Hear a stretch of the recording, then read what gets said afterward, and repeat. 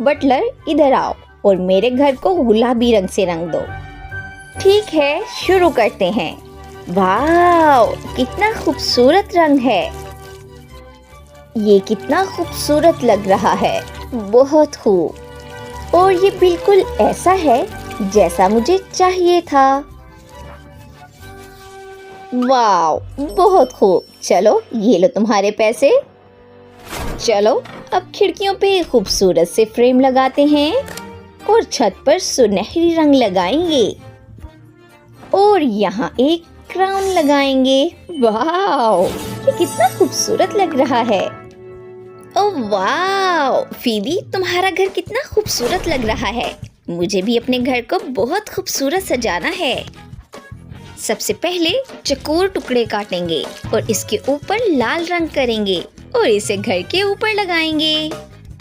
ये बिल्कुल ईंट जैसा